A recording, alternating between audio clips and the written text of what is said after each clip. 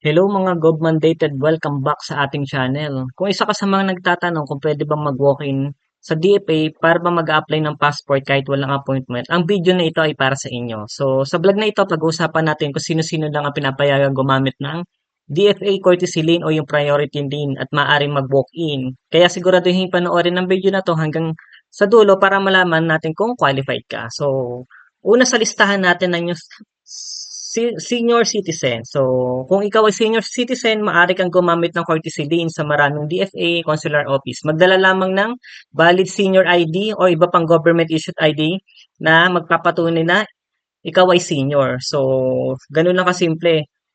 Second, sunod naman yung person with disability. Ang PWD ay maaari rin mag-avail ng courtesy lane. Huwag lang kalimutan dalhin yung inyong PWID. Okay? Para naman sa pregnant woman, maaari rin kayong mag-walk-in. Maaari kayong hingian ng mga maternity documents o mga med-cert bilang patunay ng inyong pagbubuntis.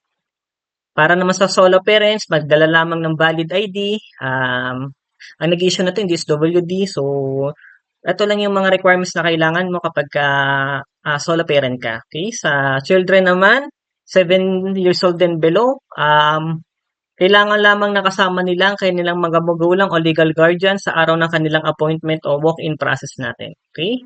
Yung pinakalas, kung ikaw isang active OFW, maaari kang gumamit ng courtesy lane. Siguraduhin lamang dala mo ang mga dokumento na nagpapatunay na ikaw isang OFW status, tulad ng mga valid work visa, employment contract o iba pang hihingiin na documents sa DFA. Okay? So, mahalagang tandaan na kung hindi ka kabilang sa mga nabanggit na kategorya na to, kinakailangan mo mag-book muna sa online passport na appointment natin sa DFA. Alam naman natin medyo mahirap lang talaga mag-book, pero kung hindi ka kasama talaga rito, obligado kang mag-book to online. At tandaan din, huwag magpaniwala sa mga picture o sa mga nag-aalok ng bayad ng appointment slot.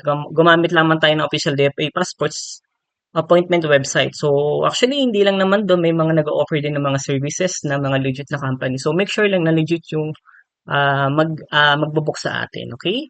So, yun lamang po sa mga aplikanteng gusto mag-walk-in sa DFA, sa mamagitan ng courtesy lane natin. Kung nakatulong to sa inyo ang video nito, huwag niyong kalimutang i-like, i-share at i-subscribe sa Mandated para sa mga marami pang updates na guides tungkol sa mga serbisyo ng gobyerno. Kung may tanong ka tungkol sa mga passport application o iba pang government services, i-comment mo lang sa ibaba at baka yun ang susunod nating video. Maraming salamat sa panonood at magkita-kita tayo sa susunod na video.